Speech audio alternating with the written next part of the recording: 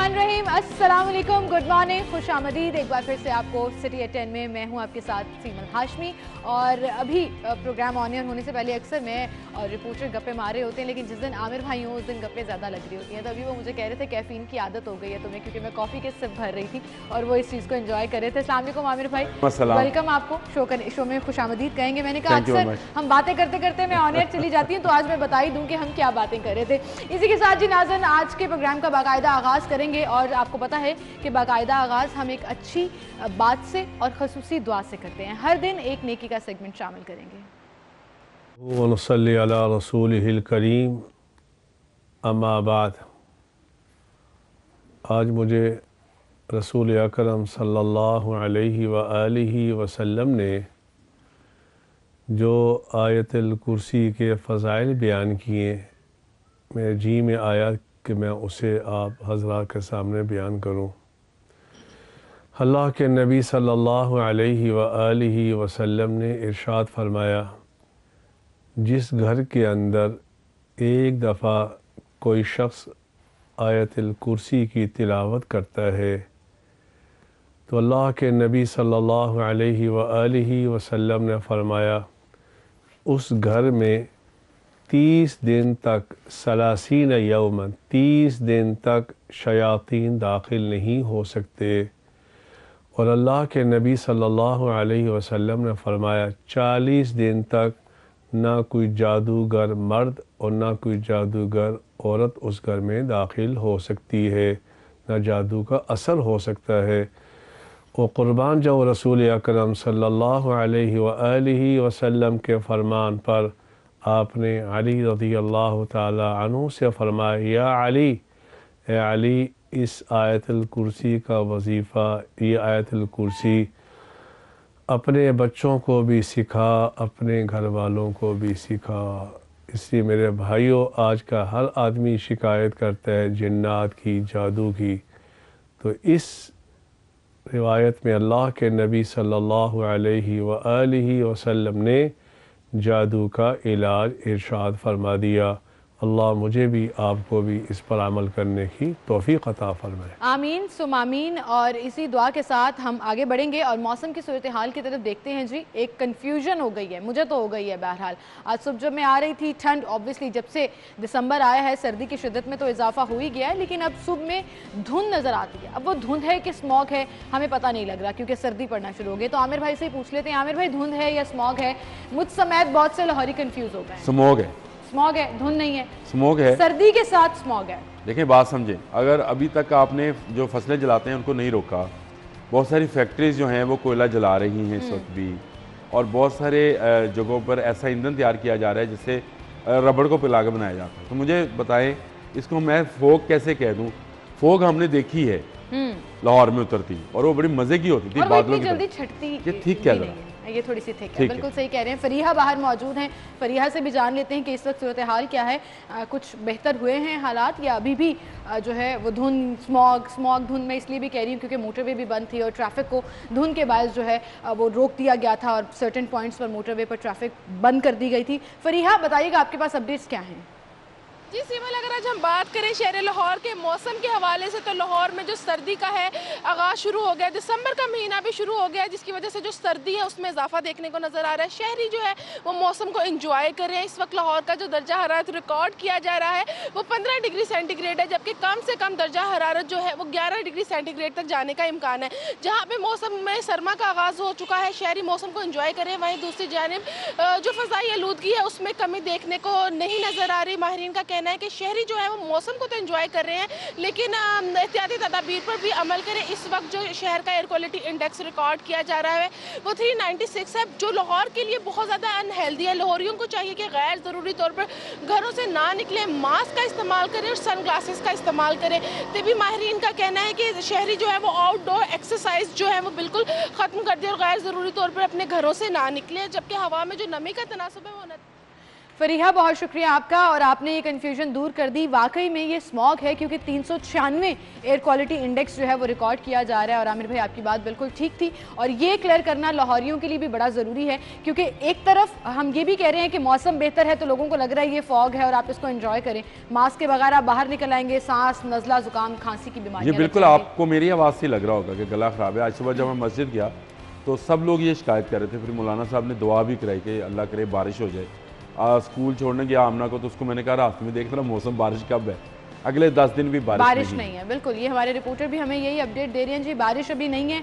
Artificial बारिश कराने की क्या ये कैपेसिटी रखते हैं या प्लानिंग रखते हैं इवन, इसका भी अभी कुछ पता नहीं है, क्योंकि कोई इस बारे में बात नहीं कर रहा। ये प्लान का हिस्सा ही अभी मौजूद नहीं है। तो फिर अल्लाह ताला के ही हवाले है कि अब्र रहमत आए और हमारी जान जो है आलूदगी से, डेंगू से और जो अभी मौसमी बीमारियाँ हैं बारिश ना होने की वजह से फैल रही हैं उससे जान छूटे। इसी के साथ हम अपनी टॉप स्टोरीज़ की तरफ चलेंगे। आज की हमारी लीड स्टोरी, सुई नॉर्दर्न ने गैस महंगी करने की तैयारी कर ली है जी। बिलों में 1500 से 1800 रुपए तक का इजाफा होगा।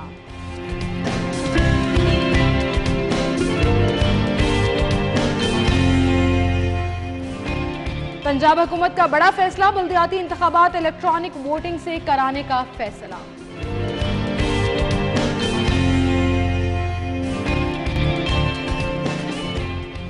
और कोरोना के वार न थम सके मजीद, 4 मरीज दम तोड़ गए, मस्बत केसेस की शरह 1.3। ये थी हमारी टॉप स्टोरीज, इनको हम डिस्कस करेंगे जी। हमारे साथ आमिर भाई मौजूद हैं। आमिर भाई, अब मैं आ जाती हूँ अपनी हॉट सीट पर वापस, लेकिन खबरें जो हैं वो कुछ अच्छी नहीं हैं। और अब एक तरफ पहले ही हम महंगाई में पिसे हुए हैं, गैस का इस्तेमाल बढ़ जाता है। गैस वैसे ही नहीं आनी, गैस नहीं आनी, लेकिन जेबों पर डाका डलेगा और आपको पैसे देने पड़ेंगे। तैयारियां कर लें, गैस महंगी हो रही है। अच्छी बात है, अच्छी बात है। ये वाहद चीज़ है जिसके महंगा होने पे मुझे पता नहीं क्यों खुशी होती है, क्योंकि जिस बेदर्दी से हम लोग गैस को खर्च करते हैं और जिस बेदर्दी से जलाते हैं, ये वो ईंधन है जो मुझे अपने बच्चों के लिए बचाना चाहिए। सीमल, आप इस बात पर पता नहीं आप लोग इस चीज़ को किस तरह से लेते हैं, लेकिन मैंने इस गैस को बेदर्दी से जलते हुए और लोगों को इस पर अपने हाथ सेंकते हुए वो और कमीजें और स्वेटर, अब तो प्रेशर ही नहीं आता, अब तो हांडी बन जाए पूरी तरह से, तो इसीलिए नहीं ना बना के वो दहाइयाँ गई। अभी तक आप कन्वेंशनल गीज़र जो हैं वो बन भी रहे हैं और बिक भी रहे हैं। दुकान दुकान पे पड़ा है वो गीज़र, देसी उसमें बर्नर लगता है जो हर वक्त जलता रहता है, और उसने कोई आपका 500 लीटर पानी जो है उसको गर्म करना है, पकाना है, उसको आपने फुल मोड पे रखा हुआ है। क्यों नहीं हम इंस्टेंट गीजर पे आते? कौन से जमाने की बातें कर रहे हैं आमिर भाई? मैं बता रही हूँ आपको, गैस ही नहीं आ रही है तो ये गीजर तो चलना बड़ी मेरे घर आ रही बात है। मेरे घर नहीं आ रही है, मुझे पता है ना, पानी गर्म करना पड़ता है रॉड डाल। भाई मेरे घर में आ रही है तो मैं क्यों ना कहूँ। आखिर सब घरों में तो नहीं ये वाला मामला नहीं जो आपका मामला है। ठीक कह रही है, प्रेशर नहीं होता है, इसलिए नहीं होता कि हम वो कन्वेंशनल गीजर इस्तेमाल करना शुरू कर देते हैं। इसलिए नहीं होता कि अभी तक हमने तमाम होटल्स को, तंदूरों को LPG पे नहीं किया है, ताकि तो आप हुक्मरानों की उस बात के हामी हैं जहां वो ये कहते हैं कि गीजर इस्तेमाल करना लग्जरी है, गर्म पानी से नहाना लग्जरी है। मैंने आपसे कहा इंस्टेंट गीजर इस्तेमाल करें। देखें, उसने गुलाम सरवर साहब ने जिस तरह से ये बात की थी, शायद उनको करनी नहीं चाहिए थी। गीजर एक ज़रूरत है। मैं सुबह फजर के वक्त जब नहाता हूँ तो मुझे गर्म पानी ना होए तो शायद मैं नहा ना पाऊँ उस तरह से, जब बीमार हो जाऊँ तो मेरे लिए एक ज़रूरत भी है। हर घर में बच्चे भी हैं, बुज़ुर्ग भी हैं, खवातीन भी हैं, तो उनके लिए ज़रूरत है। लेकिन आप कन्वेंशनल गीज़र पर, जैसे मैं कहता हूँ कि भाई आप फ्लोरोसेंट बल्ब पे पाबंदी क्यों नहीं लगाते? दुनिया ने लगा दी, आप क्यों नहीं लगाते हो? 100 वाट के बल्ब पर पाबंदी लगा दी। आप डीजल से चलने वाली छोटी गाड़ियों पे पाबंदी क्यों नहीं लगाते कि वो शहरों में ना घूमें, अंदर ना जाएं? आप मुझे बताएं, आपने 2 स्ट्रोक रिक्शे पे पाबंदी लगाई, रिक्शे वालों ने काफ़ी शोर मचाया। 2 स्ट्रोक मोटरसाइकिल पे पाबंदी लगाई, क्या हुआ? आप अभी से ये पाबंदियां लगाना शुरू करें। आप कहते हैं कन्वेंशनल गीज़र नहीं बनेगा, जिसने लगवाना है इंस्टेंट गीज़र लगवाए। एक तो सस्ता है, दूसरा फौरी तौर पे गर्म पानी आता है और इतना पानी आता है कि आप नहा लें। मेरे जैसा कवियुल जुस्सा बंदा जो है अब वो भी नहा लेता है उस गर्म पानी के साथ। आप इस पर मुस्कुराएं या आप क्योंकि स्मार्ट हैं इसलिए मुस्कुराएं। मैं ऐसे ही हंस रही हूँ आपकी बातों पर कि आप को गीज़र नज़र आ रहा है जो कन्वेंशन इस्तेमाल होते हैं। ठीक है, आपकी बात बिल्कुल जायज़ है कि इंस्टेंट गीज़र पर शिफ्ट हो जाएं। किसी के पास इतने पैसे नहीं है कि वो इंस्टेंट गीज़र ख़रीद के अब उसकी तनसीब करे, तो जो मौजूद हैं लोग उसी से काम चला रहे होते हैं। आप कंप्रेसर के खिलाफ क्यों नहीं बोलते? अच्छा, मैंने आपसे गैस कंपनी के खिलाफ क्यों नहीं बोलते? ट्रांसमिशन लाइंस जो हैं, गैस ट्रांसमिट करने की जो लाइंस हैं, वो बोसीदा हाल है, लीकेज हो रही है, जाया हो रही है गैस और सुई नॉर्दर्न उसको ठीक नहीं कर पाई है, कई साल गुजर गए, उसके खिलाफ क्यों? मेरा बड़ा ख़राब सा हालात है, मेरे उलट हैं। मैं बजाय वहाँ से शुरू करने से जहाँ से आप लोग चाहते हैं, जहाँ पे उम्मीद नहीं, जहाँ से आप चाहते हैं कि वहाँ से शुरू करें कि जी हुक्मरानी ख़राब नहीं चाहिए, जी अदारा ही ख़राब है, चलो जी ट्रांसमिशन लाइन, मैं कहता हूँ मैं खुद को ठीक करूँ पहले। आप आवाम को ये दर्स दें कि हमें इस्लाम ने सिखाया है कि पहले खुद को ठीक करो। मैंने कब कहा कि जिनके घर गीज़र लगे हैं वो उतरवा के फेंक दें उसको? मैंने कहा नए बनाने पे पाबंदी लगा दें। इसमें मुझे क्या पता है कौन सा आप सही कह रहे हैं, ये तो लगे प्लान है ना, आज से 10 साल 15 साल 20 साल गवर्नमेंट को सर्टिफिकेट दे रहे हैं कि वो कीमतें बढ़ाता चला जाए, महंगाई करते चले जाएं, इदारे जो हैं वो अपनी खसारे का रोना रोकर सारा बोझ आवाम पर डालते चले जाएं। कहाँ से पूरा करेंगे सारा? चले मुझे बताएं। मुझे ये बिल्कुल ये सिर्फ गैस पर मुझे ये आता है कि हमने बेदर्दी से जलाई है। जब मैं न्यूजीलैंड गया तो मैंने देखा वहाँ पे CNG स्टेशन खाली पड़े थे। तो मेरे जो मेज़बान थे मैंने उनसे पूछा, मैंने कहा ये CNG स्टेशन खाली हैं? कहता सब बिक के पाकिस्तान जा रहे हैं। न्यूजीलैंड में गैस थी और नेचुरल गैस थी जो CNG स्टेशन गाड़ियों में फ्यूल के तौर पर जल गई, ख़त्म हो गई। हमने भी यही किया। अच्छा आमिर भाई, अभी आप गैस की बात कर रहे हैं, बिजली की बात होगी तब भी आप कहेंगे हमने बेदरेग इस्तेमाल करना शुरू किया था 2008, 9, 7 में जब ये लोड शेडिंग स्टार्ट हुई। पानी की बात करें तो भी हम बेदरेग इस्तेमाल करते हैं, कोई सिस्टम मौजूद नहीं है जो कंट्रोल कर सके हमें भी और पूरे मसाइल को भी। शायद सिप्रा ने हमें ज्वाइन किया है, उनका वर्जन भी जान लेते हैं और देख लेते हैं वो क्या कहते हैं आपके पॉइंट ऑफ व्यू पे। सिप्रा साहब बहुत शुक्रिया वक्त देने के लिए। आमिर भाई कह रहे हैं हम बहुत अच्छा हुआ जी गैस महंगी होने जा रही है, मुझे खुशी हुई है क्योंकि लोग बेदरेग इस्तेमाल करते हैं। मेरा पॉइंट ये है गैस आ ही नहीं रही है तो इस्तेमाल कैसे कर रहे हैं?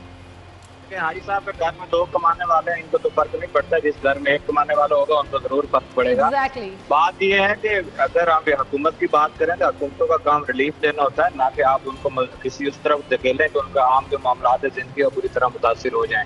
भाई साहब बेसिकली मजाक अपनी जगह पे जिसकी बात कर रहे हैं वो ये कर रहे हैं कि कुदरती गैस का हमने इस तरह इस्तेमाल किया कि आज वो खत्म हो गई और आज हमें दरामद होने वाले जो महंगे दाम LNG है उस पर मुनसिर होना पड़ रहा है, सारा इन्हिसार उस पर हो गया है। बिल्कुल ठीक है बात, इसको गवर्नमेंट भी मानती है, सब लोग मानते हैं, लेकिन ये हुकूमत करने वाली बात थी। अगर वो खत्म हो रही थी तो उसके बाद उसका टैरिफ जो है अगर बनाना है तो कबल अज वक्त बना लेना चाहिए था। आप मौसम सरमा आया, आप प्रेशर एक तरफ डाउन, दूसरी तरफ आप कहें कि सुई नॉर्दर्न गैस कंपनी को जो रेवेन्यू लॉस है उसको जो खसारा है उसको पूरा करना है, अरबों रुपए SRP से वसूल किए जाए।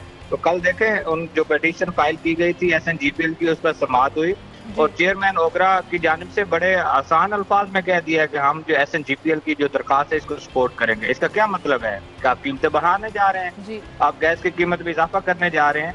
तो मेरे ख्याल में ये सर्दियां 2 महीने तो गुजार देंगे क्योंकि प्रेशर जो है कम होगा और साथ में अगर कीमत बढ़ा देंगे तो दोहरा जो है रिएक्शन आएगा आवाम की जानिब से, मुश्किल हो जाएगा हुकूमत के लिए। 2-3 महीने गुजारेंगे उसके बाद कीमत जरूर बढ़ेगी और सार्फिन के बिलों में इजाफा जो है होता आपको जरूर नजर आएगा। जी आमिर भाई आप कमेंट करना चाहेंगे? सिप्रा साहब ने आपकी बात का जवाब दिया। नहीं, सिप्रा साहब की बात वो ठीक है, लेकिन जिस हिसाब से मैं कहता हूँ अगर आप नेचुरल गैस को जिस बेदर्दी से जलाते हैं उसके बाद मुझे बताएं वो ज़हायर ख़त्म नहीं होंगे तो क्या होगा? आपने कहा पानी भी हम ज़ाया करते हैं तो पानी आपका दिन ब दिन फुट बाय फुट नीचे जा रहा है। बिल्कुल सही। तो आहिस्ता आहिस्ता मैं अपने बच्चों के लिए बचाना नहीं चाह रहा, असल बात ये है। और ये अगर मैं बचाना नहीं चाह रहा हूँ तो इसका मतलब ये नहीं है कि इसमें सिर्फ मेरी ज़ात इन्वॉल्व है। मैं से मुराद हमारा पूरा माशरा है, पूरा मुल्क है। दूध दही की वो दुकानें हैं जहाँ पर आज भी कन्वेंशनल बर्नर लगे हैं, वो जलाते हैं गैस को इस बेदर्दी के साथ। अगर उनको हम LPG पे कर दें, तंदूरों पे LPG कर दें तो हम इस नेचुरल गैस को आने वाले बच्चों के लिए बचा सकते हैं। बिल्कुल सही कह रहे हैं आप कि हमें अपना रोल भी प्ले करना होगा, हर चीज़ सिस्टम पर नहीं डाली जा सके। सिप्रा साहब आपका बहुत, सिप्रा साहब ये कह रहे थे कि हाजी साहब के घर में 2 कमाने वाले हैं इसलिए शायद उनको फील ना हो, लेकिन जहाँ 1 कमाने वाला और पूरा खानदान घर बैठा हो उसको बड़ा ये फील होगा। सिप्रा साहब इस मामले को उलट ले गए, कमाई की तरफ ले गए। एक हो सकता है जो जिनके घर में 1 कमाने वाला वो ज़्यादा कमा रहा हो सिप्रा साहब की तरह, और मेरे जैसे 2 कमाने वाले तीन अफराद हैं और 2 कमाते हैं और उसके बावजूद पूरे नहीं होते, तो इसका मतलब है हमारी कमाई कम है। और जो 1 कमा के पूरा घर चला रहा है इसका मतलब उसकी कमाई ज्यादा है। नहीं, ऐसा इसका ये बिल्कुल मतलब नहीं है और मैं आपसे अग्री नहीं करूंगी इस बात से, लेकिन महंगाई इस कदर बढ़ती चली जा रही है कि अब एक मैंने कब कहा कि नहीं बढ़ती है, जो उसकी शाही सवारी हुआ करती थी, एक गरीब आदमी के लिए ख्वाब हुआ करता था कि वो पैसे जोड़कर कमेटियां डालकर मोटरसाइकिल ले लिया करता था। अब मोटरसाइकिल की कीमतें पहले हमने देखा कि होंडा ने बढ़ाई और अब यामाहा ने भी कीमतों में इजाफा कर दिया और करीबन 7,000 रुपये तक का इजाफा हुआ है। ब्रेक के बाद इसको डिस्कस करेंगे, हमारे साथ रहिएगा।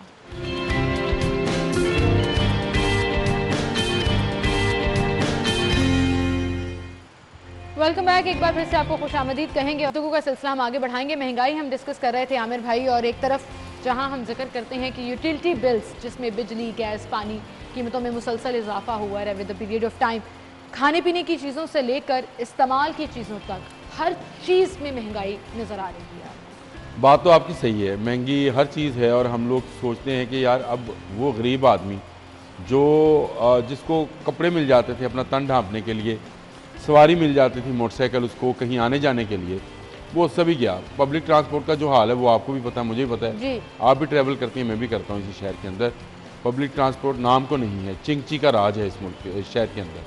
और लोगों के पास एक मोटरसाइकिल लेने का था, वो भी मैं जब वक्फा था तो खबर आपने बताई तो मैं उसको पढ़ा खबर को। और यामाहा ये भी है कि मेरी भी पहली मोटरसाइकिल यामाहा थी। जो नौजवान है, ख्वाब, बिल्कुल ख्वाब। इससे बड़ी ईद या इससे बड़ी आपको गिफ्ट क्या होएगा कि आपके वालिद आपको कहें कि ये पकड़ो पैसे और मोटरसाइकिल ले लो।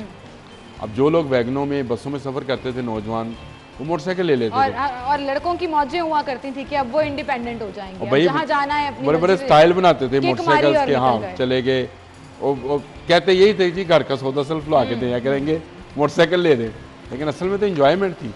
उसके बाद वो ज़रूरत बनती चली गई और अब मोटरसाइकिल जो है वो हर घर की ज़रूरत है। जितना पेट्रोल महंगा हो गया, जो गाड़ियों वाले हैं और वो भी मोटरसाइकिल लेने के चक्कर में, मुझे कदाफी भट्ट कह रहे थे बल्कि वो तो साइकिल लेने के चक्कर में है।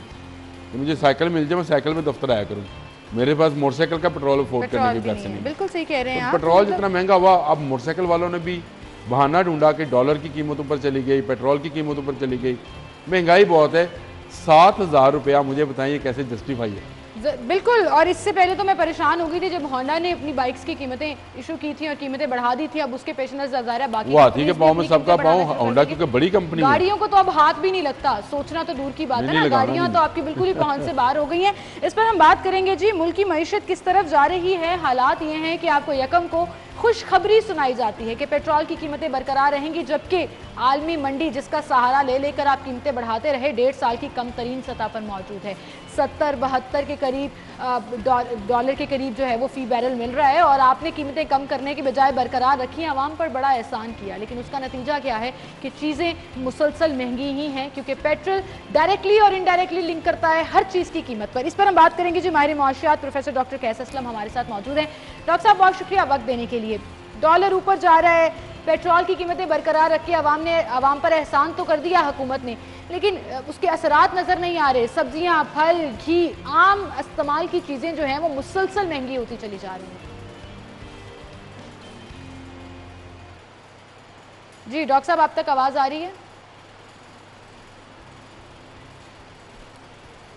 आई साहब, प्रोफेसर साहब हमारे साथ हैं जी। डॉक्टर साहब, आप तक आवाज़ आ रही है? मुल्क की मईशत के हवाले से सवाल है जी। कीमतें पेट्रोल की बरकरार हैं, लेकिन अशियाए अजनास से लेकर इस्तेमाल की चीज़ों तक हर चीज़ महंगी है, गरीब आदमी की पहुंच से बाहर है।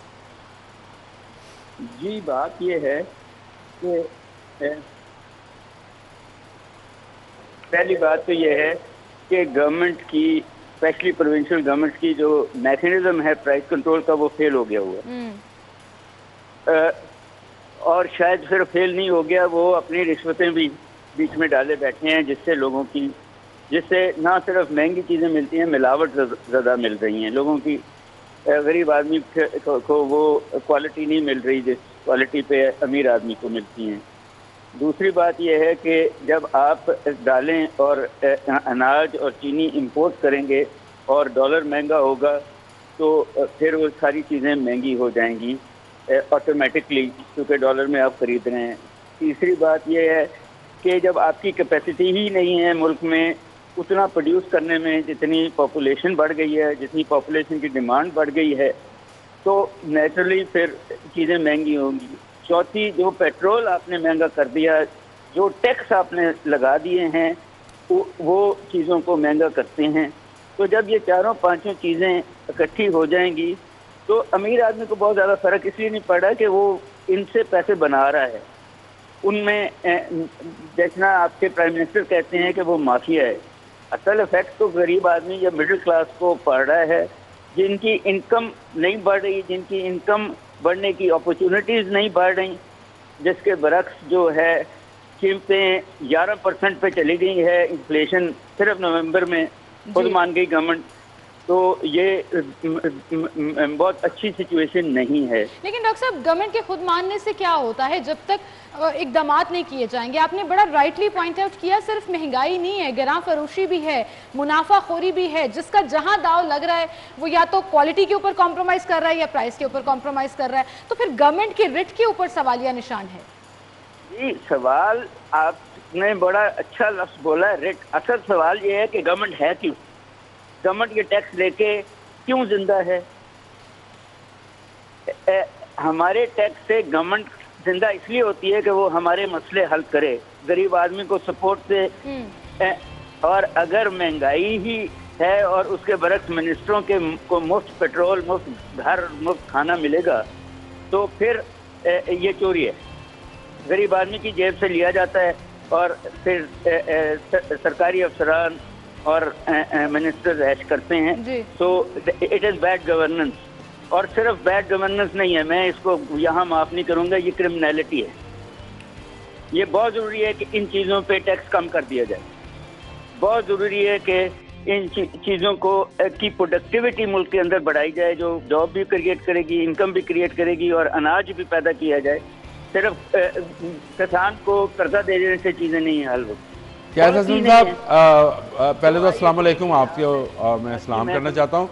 दूसरा मैं सवाल आपसे ये करना चाहता हूँ कि जितने माहिर मुआशियात हैं वो ज़रूर बताते हैं कि हालात बहुत ख़राब हैं, मईशत तबाह हो रही है, गवर्नमेंट के कोई एक्शन नहीं है। ये सब लोग हैं, आम आदमी को पता है सब चीज़ें कि महंगाई ऊपर चली गई। आपके पास कि क्या हल है जो हम हुकूमत से कह सकें कि मईशत को ठीक करने का ये एक तरीका है, इसको अपनाएं तो मईशत ठीक कर लें?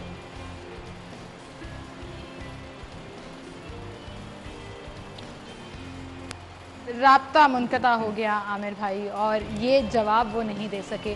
और वैसे मैंने ये सवाल बहुत से माहिर माशियात से पूछा भी है, हर एक के पास अपना अपना प्लान, अपना अपना तरीक़ेकार नहीं होता इनके पास, मौजूद है, जस्टिफाई भी कर देते हैं। वो वायबल है या नहीं वो एक अलग बहस। आज पता नहीं क्या है, मुझे कुछ उलट नहीं सूझ रहा सारी चीजें। हाँ, मेरे से तो उलट ही चल रहा है, उलट चल रहा। ये तो मुझे याद आ गया है, आना से पहले जब मैं शो करती थी तब भी मेरी हर प्रोग्राम में आपसे इसी तरह बहस होती। अच्छा, मसला ये है, मैं ये कहता हूँ ऑपोजिशन अगर कहती है महंगाई है, उसको कोई हल बता, नहीं बताएंगे, नहीं होगा, ठीक है। और अगर यहाँ पे नहीं, ये माहिर मुआशिया जितने आते हैं मैं इनको बड़े गौर से सुनता हूँ, ये जो चीज़ें बताते हैं वो एक आम आदमी को पता है। अच्छा आमिर भाई, लेकिन ड्रास्टिक चेंजेस के लिए आपके पास पावर भी होनी चाहिए, आप पॉलिसी मेकिंग मेकर भी होने चाहिए, है, और आपको असल स्टैटिस्टिक्स भी बताने चाहिए। आपके अकाउंट्स और स्टेट बैंक कुछ और फिगर्स दे रहा हो, अकाउंटेबिलिटी रिपोर्ट में कुछ और फिगर्स आ रहे हो, माहिर मुआशियात कुछ और रिसर्च करके निकाल रहे हो, ये बड़ी मुश्किल और बड़ी कॉम्प्लिकेटेड। मैं आपसे कहता हूँ बड़ी मुश्किल बातें हैं ना। जी जी सीमल, आप एक एक्सपीरियंस एनालिस्ट भी हो, एंकर भी हो, न्यूज़ कास्टर भी हो, एनालिस्ट भी हो। मैंने देखा है आपकी आप शोज देखे तो उसमें आप वाकई एनालाइज करती चीज़ों को। मुझे सिर्फ ये बताओ, एक नया बच्चा आया है जी, जिसको अभी कुछ पता नहीं है, ना एंकरिंग का, ना रिपोर्टिंग का, ना चीज़ों का, तो आप उसको उसकी खराबियां गिनवाओगे या उसको कहोगे बेटा इसको ठीक इस तरह से कर लो? ये बात आप जरा मुस्कुरा के बात कर लोगे तो उससे बेहतर हो जाएगा। जब भी आप हुकूमतों का कंपैरिजन करते हैं तो पंजाब की जो अपोजिशन हुकूमत है उसके दौर को अवाम ही बेहतर करार देती है। अभी वो अपोजिशन में है, वो तो बता दें, जो उस वक्त तनकीद का निशाना बनती थी आज वो बेहतर लग रही है। अभी वो अपोजिशन में है जो हुकूमत में थे, जिनकी हम तारीफें करते हैं। जी जी आमिर भाई, मुझे हाल बताएं। आमिर भाई आपका भी बहुत शुक्रिया, क्योंकि टाइम हमारे पास ऑन एयर खत्म हो गया। एक अफसोसनाक खबर ये आ गई थी, अल्लाह ताला सबको अपने हिफ्ज़-ओ अमान में रखे। नाज़रीन, हम एक ब्रेक की तरफ चलते हैं, हेडलाइंस जानिएगा, दोबारा हाजिर होंगे, हमारे साथ रहिए।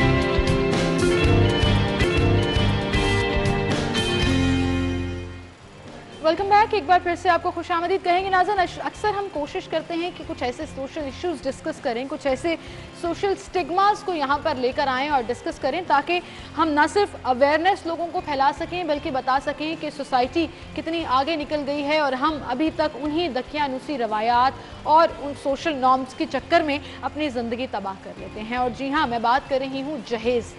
जहेज एक ऐसी लानत है जिसकी वजह से कई घर तबाह हुए, कई घर बर्बाद हुए। एक गरीब आदमी के लिए सारी जिंदगी की जमा पूंजी अपनी बेटी के जहेज के लिए रह जाती है। आप शुरू से ही जब से बेटी पैदा होती है ये सोचना शुरू हो जाते हैं कि उसका जहेज कैसे तैयार करना है।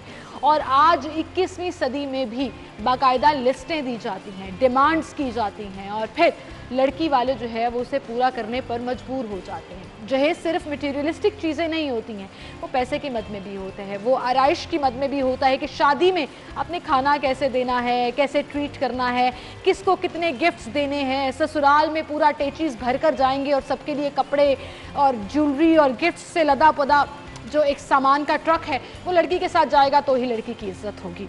हम अभी कहाँ स्टैंड कर रहे हैं, कितना वक्त लगेगा हमें इन चीज़ों से बाहर निकलने में, इस पर आज हम बात करेंगे। हमारा टॉपिक है जी ये सोशल एक्टिविस्ट नायाब गौहर जान हमारे साथ मौजूद हैं। सबसे पहले उनका रुख करेंगे। नायाब, बहुत शुक्रिया वक्त देने के लिए। आपने तो बहुत से ऐसे वाक़यात, ऐसे इंसिडेंट्स देखे होंगे। हम ख़वातीन की एम्पावरमेंट की बात करते हैं, लेकिन आज भी एक मेजर परसेंटेज जो है हमारी सोसाइटी की वो ये समझती है कि खातून की इज्जत और उसके घर बसने की जो गारंटी है वो उसके साथ आए हुए ट्रकों की तादाद जिसमें सामान होगा उससे रिलेट की जाती है। क्या कहेंगी आप इस पर? जी बिल्कुल, बहुत शुक्रिया शीमल। बिल्कुल ऐसा ही है कि हालांकि काफ़ी चीज़ों के अंदर हम आगे जा चुके हैं। बहुत सारे लोग अपनी बेटियों को तालीम भी देना चाहते हैं, शऊर भी देना चाहते हैं, ख़वातीन वर्क फोर्स में भी हैं। लेकिन जहेज एक ऐसी चीज़ है कि अभी तक से अगर आप देखें तो अमीर से अमीर और गरीब से गरीब तबके के अंदर बहुत एक नॉर्मल चीज़ है।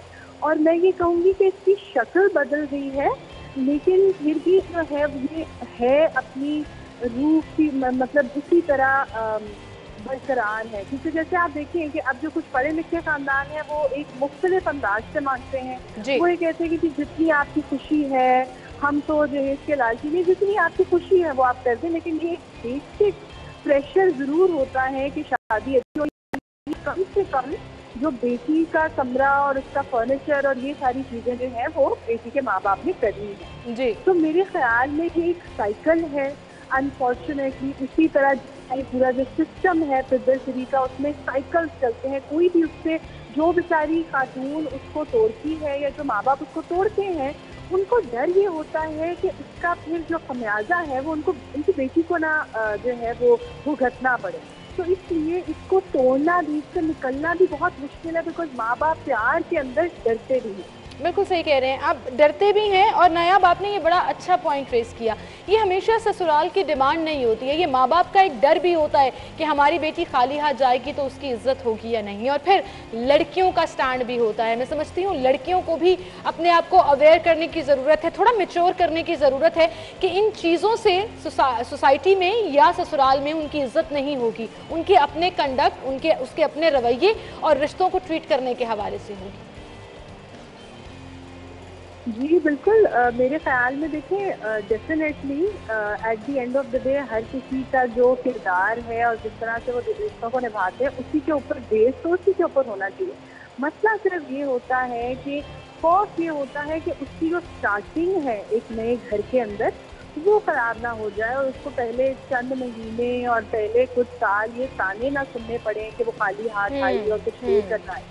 और ये इतना कॉमन है सीमल, मेरे ख्याल में हमने अपने इर्द गिर्द इस तरह के इतने केसेस देखे हैं। मैं हैरान होती हूँ कि बहुत सारे जो सो कॉल बाशऊर लोग भी हैं वो चाहे मुंह से ना मांगे लेकिन लेट्स सपोज वो कह देती कि हमें कुछ नहीं चाहिए, तो अगर उसके बाद वाकई माँ बाप कम चीजें देते हैं तो बाद में आपस में डिस्कस करते हैं कि देखो कुछ भी नहीं दिया, कहते तो बड़ा इतने वेल ऑफ हैं, इतने अमीर हैं, एक लौती बेटी है, ये है फलाना। तो तानों की नौयत बदल जाती है, लेकिन अनफॉर्चुनेटली ताने वहीं के वहीं रहते हैं। और मसला ये होता है कि वो अक्सर ख़वातीन जो हैं वो चाहे अपने किरदार से कोशिश भी करें इस गैप को फिल करने की, तो वो कर नहीं पाती बिकॉज स्टार्टिंग बहुत जल्दी हो जाती है। अच्छा नायाब, जब भी हम इस तरह के इश्यूज डिस्कस करते हैं ना तो हमेशा सोल्यूशन की तरफ जाते हैं। अब सोसाइटी में ऐसे लोग भी मौजूद हैं जो ना सिर्फ इसको गलत कह रहे हैं बल्कि इसकी प्रैक्टिस को तरक भी कर रहे हैं। और मैं ज़्यादा दूर नहीं जाऊँगी, मैं अपनी मिसाल दूँगी। मेरी शादी को 4 साल हो गए और आप यकीन जानिए कि जहेज़ के नाम पर एक बेडशीट तक मैं लेकर नहीं गई थी। और उसमें किरदार और पूरा क्रेडिट जो है वो मेरे ससुराल को जाता है, मेरी सासू माँ को जाता है, मेरे हस्बैंड को जाता है। और मैं आज भी अल्हम्दुलिल्लाह अपने घर में खुश हूँ। आज तक मुझे कभी कोई ताना नहीं दिया गया कि तुम जहेज़ में कुछ नहीं लाई। इनफैक्ट मेरे कमरे का फर्नीचर मेरी सास ने मेरी पसंद से सेट करा के दिया। तो ऐसे लोग भी मौजूद हैं। I think we should appreciate them and encourage it कि ये प्रैक्टिस आम होनी चाहिए। बिल्कुल, देखिए इसके ऊपर बहुत ज़्यादा एक बहुत बड़े लेवल पे, मेरे ख्याल में एक नेशनल लेवल पे एक मुहिम चलाने की ज़रूरत है जी, जिसमें इस तरह मिसालें भी दी जाएं और ये भी बताया जाए कि इस सिस्टम की वजह से वाकई में हमारे ना सिर्फ हमारे रिश्तों के अंदर कितना एक मटीरियलिस्टिक एस्पेक्ट आ जाता है और वो खालिस नहीं रहते, प्योर नहीं रहते, साथ ही साथ जो प्रेशर वाकई ही माँ बाप के ऊपर जो होते बिल्कुल हैं, सही कह रही मतलब हैं। मैंने ये इतना देखा है कि शादी का जो मौका है वो हमारे अक्सर घरों के अंदर लड़की वालों की साइड से एक खुशी का मौका होने की बजाय एक प्रेशर से भरा हुआ, बिल्कुल सही कह रही हैं आप नायाब, एक प्रेशर से भरा हुआ माहौल होता है कि कहीं कोई कुताही ना हो जाए, कहीं कोई गलती ना हो जाए। गौहर नायाब, आपका बहुत शुक्रिया कि ये सिर्फ जहेज़ ही नहीं है, वो तमाम रस्म और रिवाज जिसमें बेटी के माँ बाप, बेटी के रिश्तेदार जो हैं वो कहीं दब जाते हैं और वो उसको पूरा करते करते सिर्फ शादी की रसूमात ही नहीं गुजारते बल्कि शादी के बाद भी ये सिलसिला चलता रहता है। ईदें, शबरातें, मुख्तलिफ ओकेजन्स पे ऊपर आपको ढेर सारे गिफ्ट्स लेकर जाना पड़ते हैं, सिर्फ बेटी के लिए ही नहीं बल्कि पूरे ख़ानदान के लिए भी। और ये रस्में मैंने अपने इर्द गिर्द होते हुए देखी हैं, लेकिन उसका अल्टीमेट नतीजा क्या होता है?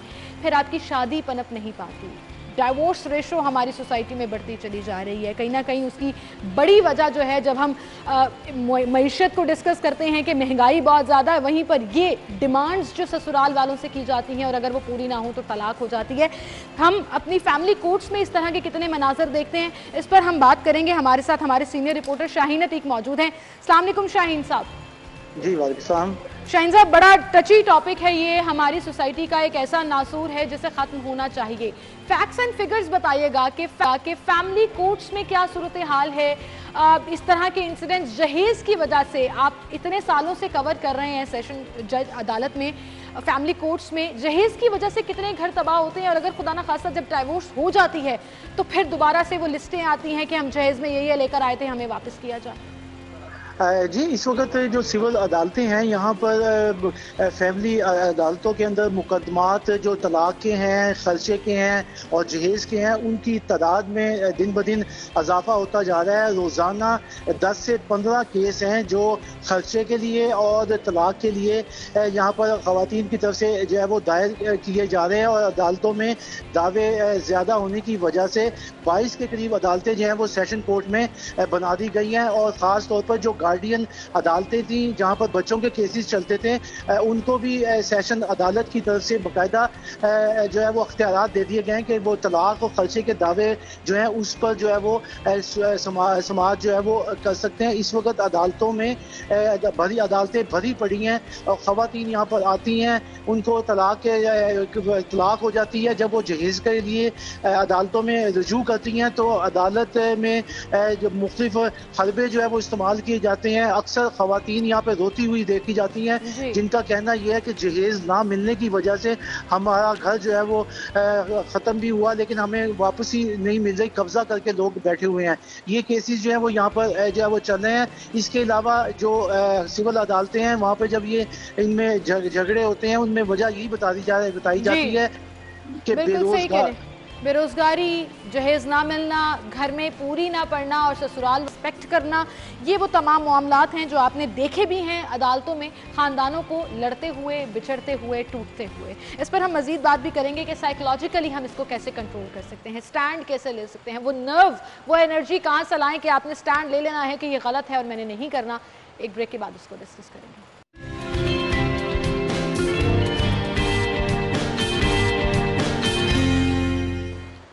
Welcome back. एक बार फिर से आपको खुशामदीद कहेंगे। जहेज़ और जहेज़ जो सोसाइटी का एक नासूर है उसको हम डिस्कस कर रहे हैं और मेरे पास कुछ नंबर्स भी मौजूद हैं कि ओवर द ईयर जो डेथ रेट है बिकॉज ऑफ डाउरी यानी कि जहेज़ ना देने की वजह से घरेलू झगड़े और ऑनर किलिंग और इस तरह की वाक़यात जो पेश आए हैं, 100,000 वेमेन इन द वर्ल्ड जो इसका शिकार हो जाती हैं, घर टूट जाते हैं, फैमिलीज तबाह हो जाती हैं।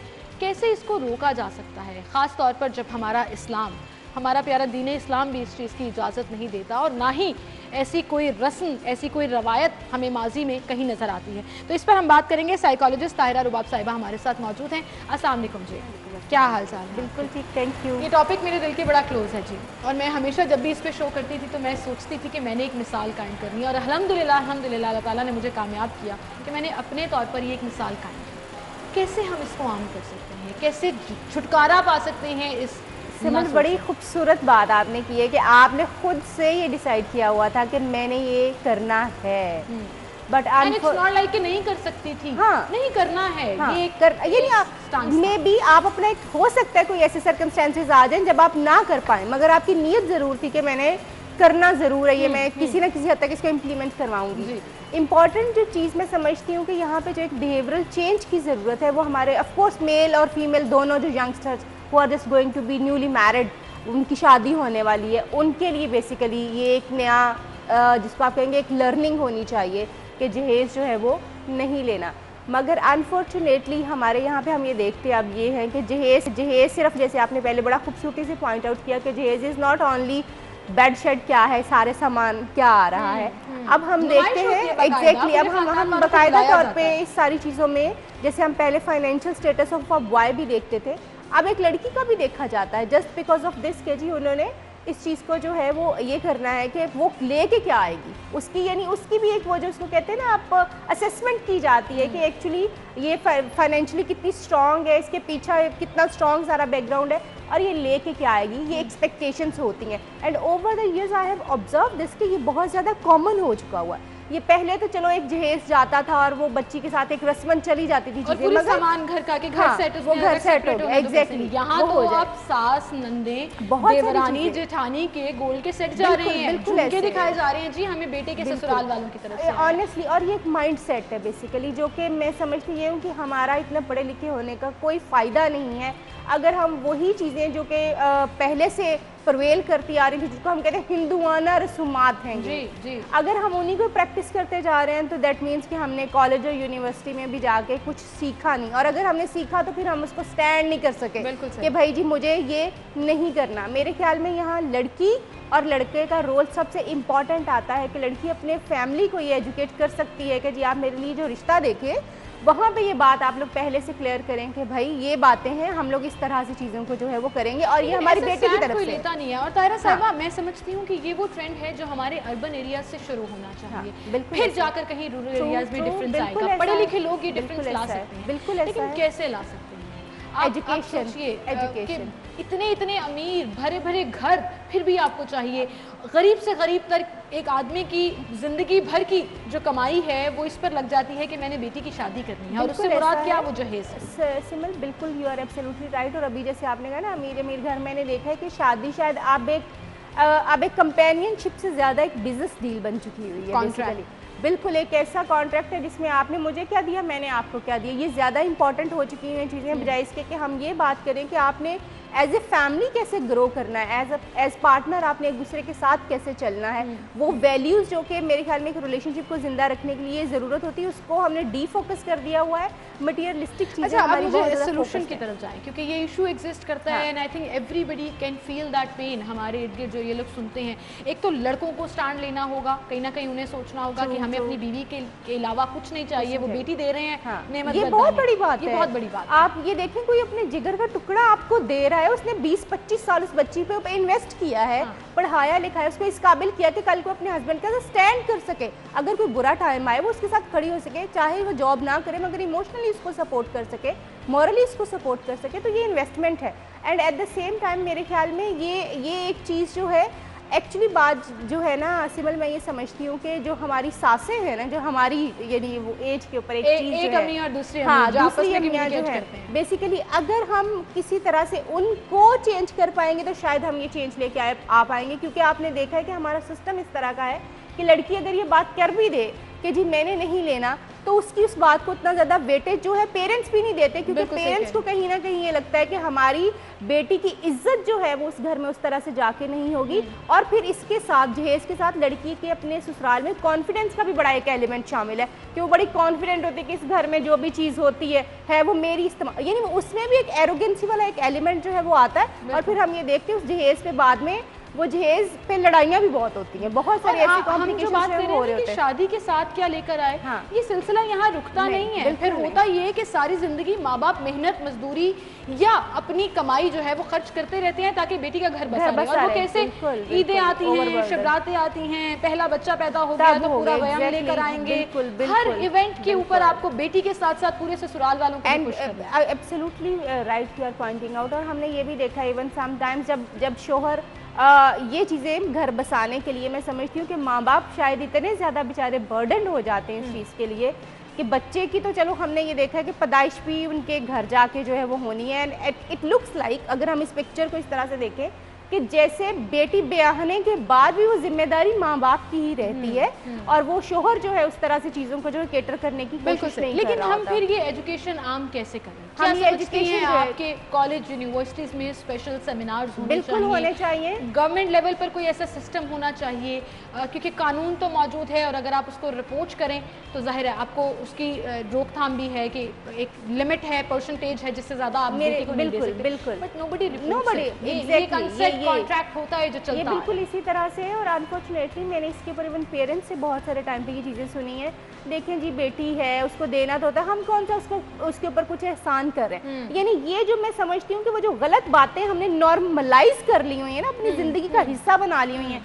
क्या हो गया, बेटियों का हक बनता है, बिल्कुल हक बनता है, मगर वो किसी और तरह से चीज़ें बनती हैं। हमारे यहाँ पे आई एम सॉरी एक out of the way point करने लगी हूँ, जहेज पे बहुत फोकस होता है, जायदाद की तकसीम के ऊपर फोकस नहीं होता। एग्जैक्टली आपका पॉइंट सोच रही थी कि आप सोचिए कि इस्लाम की कितनी नफी कर रहे हैं हम। जो चीज़ आपको इस्लाम कहता है कि बेटी को जायदाद में, विरासत में हिस्सा दो, वो करने से आप घबराते हैं और आप कहते हैं कि जहेज दे दिया तो इसका हिस्सा जो मैं समझती हूँ उसको ज्यादा स्ट्रॉन्ग कर सकती है फाइनेंशियली और हर तरह से उसको ज्यादा बेहतर एक सपोर्ट जो है वो मिल सकती है। अगर आपने कुछ करना है तो आप इस तरह की चीज़ों को ज़्यादा रीइंफोर्स करें जो कि बेहतरीन प्रैक्टिसेस हैं जो हमारी बच्ची को स्ट्रॉन्ग भी करेंगे। जहेज आपकी बेटी को स्ट्रॉन्ग नहीं करता, आपकी बेटी को बहुत वैल्यूज स्ट्रॉन्ग करती है, एग्जैक्टली वल्नरेबल करता है, कमजोर करता। आप ये देखो बहुत सारे टाइम पे बच्चियाँ इस तरह की बातें सुनती हैं, अब ये जहेज ले आई है हमारे सर पे चढ़ के इस तरह की बातें कर रही है, इसकी चीज़ों को हाथ लगाएं तो ये बोलना, यानी वो भी एक कॉन्फ्लिक्ट का जरिया जो है वो बन जाता है। बहुत सारे घरों में ये चीज़ें देखी हैं। तो बेहतरीन चीज़ ये है कि मैं ये समझती हूँ कि हमें अवेयरनेस बहुत ज़्यादा क्रिएट करने की ज़रूरत है और हमें अपने बच्ची और बच्चा दोनों यानी लड़का और लड़की दोनों के दिमागों में ये चीज़ें डालने की ज़रूरत है। क्योंकि अगर हम सिर्फ औरत किस चीज़ के लिए तैयार करेंगे कि यू हैव टू स्टैंड, तो अगर मर्द की तरफ से सपोर्ट नहीं होगी वो पॉसिबल ही नहीं हो ही नहीं सकता एक्चुअली। तो दोनों को इस चीज़ के ऊपर जो है वो करने की ज़रूरत है कि आप बेटे को भी तालीम दें और बेटियों को भी। और उसके साथ साथ वो जो हमारी एक पिछली जनरेशन है उसको ब्रेन वॉश वो बच्चे ही कर सकते हैं बेसिकली, जो कि वो जो जिनके बच्चे हैं, यानी लड़का अपनी माँ को और घर वालों को समझा सकता है और लड़की अपनी घर वालों को समझा सकती है। मगर इसके लिए मैं समझती हूँ कि हमें इसको ट्रेनिंग करने की ज़रूरत होगी और वो ट्रेनिंग हम कर सकते हैं। जैसे हम समझते हैं कि हमारे यहाँ पे 18 ईयर्स की एज में यूजली शादियाँ होना शुरू हो जाती हैं और 18 ईयर्स की एज के पे ऊपर लोग जो यूनिवर्सिटी में और कॉलेज में जाना शुरू होते हैं, वहाँ भी इस तरह की अवेयरनेस जो है वो बहुत ज़्यादा इंपॉर्टेंट है। ये कॉन्सेप्ट बदलना कि एक्चुअली मैरिज का मैं समझती हूँ पूरा कॉन्सेप्ट जो है उसको बदलना बहुत ज़रूरी है कि it's not about deal contract, it's about sharing your partnership, it's about sharing your emotions, अपनी एक फैमिली बनाना, अपनी चीज़ों के ऊपर बनाना। बिकॉज हमने बहुत सारे ऐसे मीडिया के लोगों को देखा जिन्होंने अपने ओन पे बहुत सारी चीज़ें की हैं, बहुत सारे आम लोग हमें इस तरह के नज़र आते हैं। सो हमें we need to learn from those stories कि भाई आपने जब आप खुद से चीज़ें करते हैं ना, हस्बैंड वाइफ मिल के कर रहे होते हैं, उस चीज़ का एक चार्म, खूबसूरती और ओनरशिप बड़ी डिफरेंट होती है। बिल्कुल सही। और मैं ये रिक्वेस्ट करना चाहूँगी उन तमाम लोगों से जो अफोर्ड कर सकते हैं, क्योंकि शुरू वहाँ से होती है। जब हम देखते हैं क्योंकि सोशल मीडिया का इतना दौर है तो वो तस्वीर, वो गाड़ी सजी हुई, रिबन लगा हुआ बेटी के साथ जा रही है, तो एक गरीब आदमी ये सोचेगा अच्छा चलो मैं गाड़ी नहीं दे सकता तो चलो मोटरसाइकिल दे दो। ये भी देखा है मैंने, मोटरसाइकिल नहीं दे सकता तो एटलीस्ट घर का सामान ही दे दूँ बेटी को। खुदारा ये रस्म खत्म करनी होगी, तभी हम बेहतरी की तरफ जाएंगे, वरना ये सोसाइटी का नासूर हमेशा मौजूद है। बिल्कुल ऐसे ही। बिल्कुल, थैंक यू सो मच तायरा जी, आपका बहुत शुक्रिया, आप हमारे साथ मौजूद थे। और जो लोग इस चेंज का हिस्सा बन रहे हैं और इस तब्दीली के लिए खुशामदीद कहते हैं और अपना हिस्सा डाल रहे हैं उनमें, उनको अप्रिशिएट भी करना चाहिए। तो I think I have never said this but I am gonna say this, thanks to my mother in law, my father in law, my husband जिन्होंने सपोर्ट किया, थैंक्स टू माय पेरेंट्स जिन्होंने इस चीज़ को समझा। ऑल दो लड़ाई बड़ी हुई थी, उन्होंने नहीं माना था इस बात को, लेकिन चूंकि मैं और मेरे हस्बैंड स्ट्रिक्ट थे कि हमने कोई एक्सचेंज नहीं करना गिफ्ट्स का, सामान का, तो that was a wonderful thing which I could do on my part और एक एग्जांपल सेट कर सकूं। आई होप बहुत से लोग शायद इसको भी सुन के, सीख के आगे लेकर चलते हैं और दिस इज़ व्हाट पार्टनरशिप है। आपने बड़ी खूबसूरत एक बात की थी। थैंक यू सो मच जी आपकी तशरीफ आवरी के लिए। और हम चलते हैं एक ब्रेक की तरफ, दोबारा हाजिर होंगे, हमारे साथ रहिए।